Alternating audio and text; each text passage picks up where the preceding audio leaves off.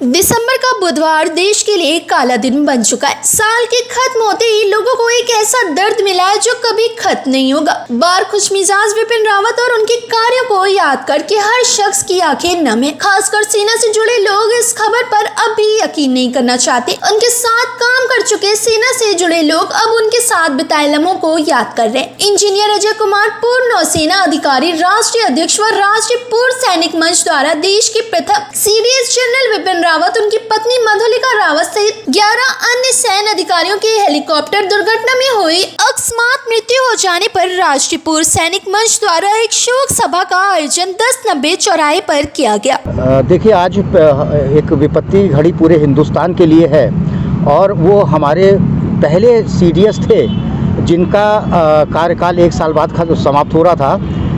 31 दिसंबर 2019 को ये ऑर्डर आया कि सीडीएस हमारे विपिन रावत जी होंगे और 1 जनवरी 2020 से उन्होंने पदभार संभाला और 3 साल तक वो आर्मी के जनरल रहे और विभिन्न पदों पे उन्होंने काम किया। विभिन्न प्रकार के उनको मेडल मिले।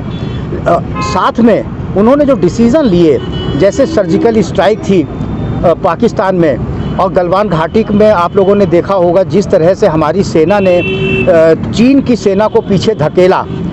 शायद किसी ने ज़िंदगी में भी नहीं सोचा होगा कि हिंदुस्तान इतना मजबूत हो सकता है और ये जो मजबूती आई है वो आज एक हमारे जो टीम थी या हमारे जो सीडीएस तीनों सेनाओं के प्रमुख बनाए गए और पहली बार बनाए गए और इस तरह से जो दुखद उनका अंत हुआ है, जो शहीद हुए हैं, उससे पूरे देशवासियों को, हम पूर्व सैनिकों को और सैनिकों को बहुत दुख हुआ है। हम उनके श्रद्धा सुमन अर्पित करते हैं और जितने हमारे 13 लोग इस दुर्घटना में जो शहीद हुए हैं उनके परिजनों से भी हमारी सहानुभूति है और हम उनको सांत्वना देते हैं। ईश्वर से प्रार्थना करते हैं कि उनको, उनके परिवार को सोचने समझने की शक्ति दे और उनको शक्ति दे इस दुख की घड़ी में खड़े होने की। आप भी एक पूर्व सैनिक रहे हैं और कैसे देखते हैं उनके जीवन काल?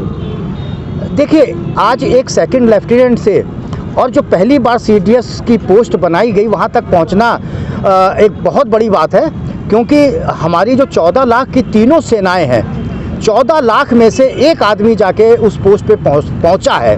तो आप समझिए कि सेना में जो सर्वश्रेष्ठ होता है वही सेना में जाता है और जब सर्वश्रेष्ठ में से सर्वश्रेष्ठ होगा वो हमारे इस 14 लाख में से सबसे टॉप पे पहुंचता है। तो उसमें कहीं पे कोई डाउट नहीं है कि उनका काबिलियत क्या थी।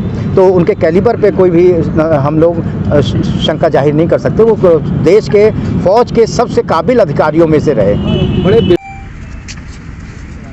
फिलहाल इस खबर में बस इतना ही।